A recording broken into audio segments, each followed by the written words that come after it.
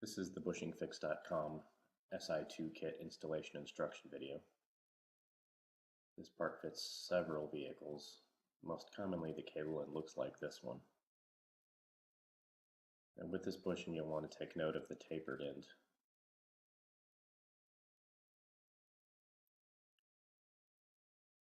And you'll want the taper pointing away from the transmission pin. That's to say it'll sit in there kind of like that. And the easiest way to get this in is to turn it sideways and sort of squeeze it and flatten it as you push it in.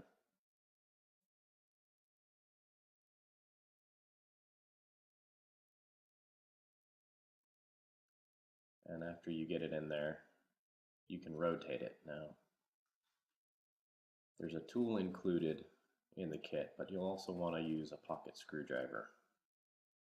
Use the pocket screwdriver for any prying that you're going to do. And you can use the other tool like a shoehorn, and we'll show you how to do that in just a moment. But again, you want to rotate this in the direction so that the tapered end is facing away from the transmission pin.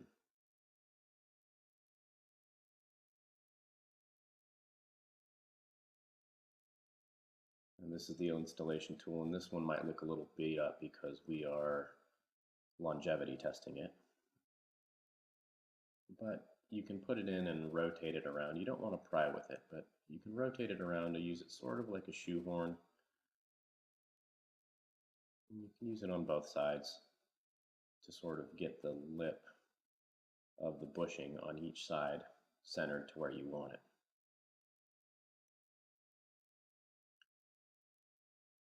And depending on the cable style and which direction you've got the bushing set up, you'll want the tapered end to sort of protrude a little bit from the end of the cable, ideally. It doesn't have to be quite like that. I'll show you a picture at the end of the video. But if you get it close and you get it pretty well centered, everything will work fine.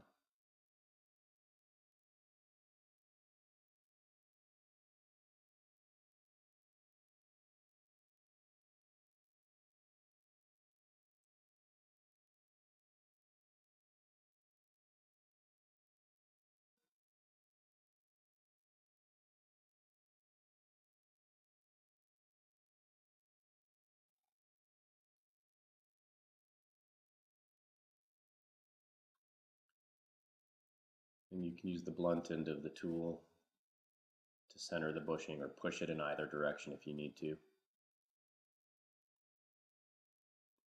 And once you've got it most of the way centered, you can also use the transmission pin a little bit to sort of push it into place. The transmission pin kind of makes a convenient tool.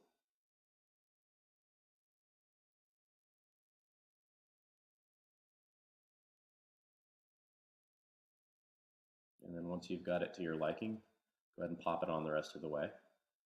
Check to be sure it's secure. And that's what it ideally will look like, but anything close to that should work. And then you'll want to shift the vehicle back and forth between park and one several times to check the installation. And that's it, you're done.